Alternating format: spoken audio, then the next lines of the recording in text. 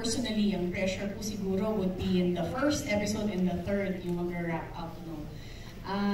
Honor po yan. It's an honor to be part of the first episode, pero very fitting because it's a period episode.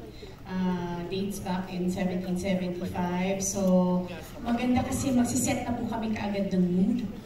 Yung vibe po ng aming episode na 1775, very, ma-mention po ni Ms. Noreen earlier na wala pong sigawan, wala pong gaano-ganon talagang nasa eeriness, sa dilim, sa yung fact po na nasa Beaterio po kami, mga madre po kami, pero napasok po, no, napasok po ng isang evil entity.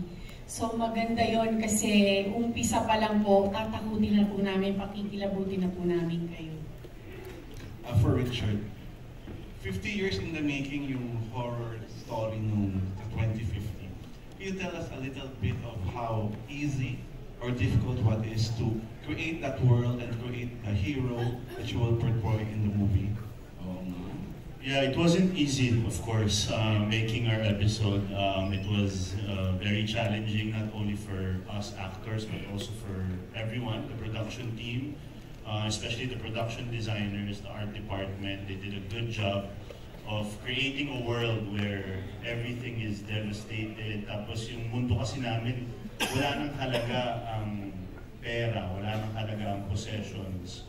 It's all about survival and living every day as if it's your last.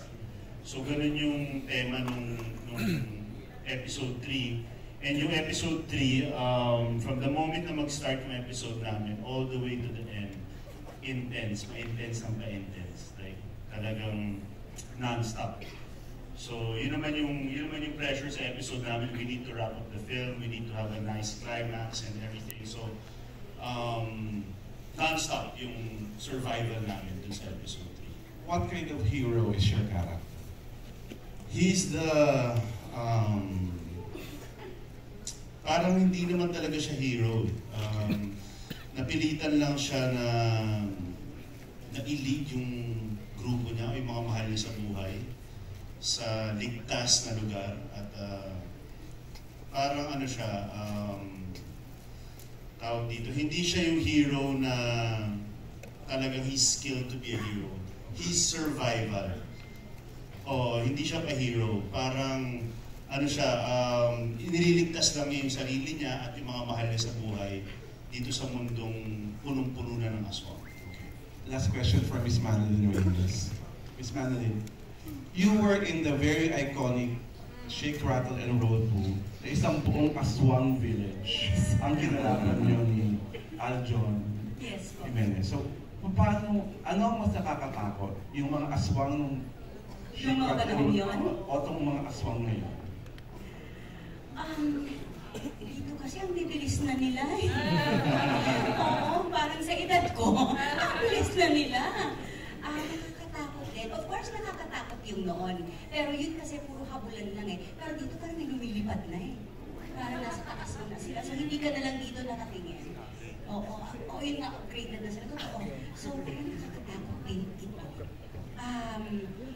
Yung thought lang kasi na mapaligiran ka, mapaligiran ka ng maraming aswang and you wouldn't know what to do talaga sa totoo lang.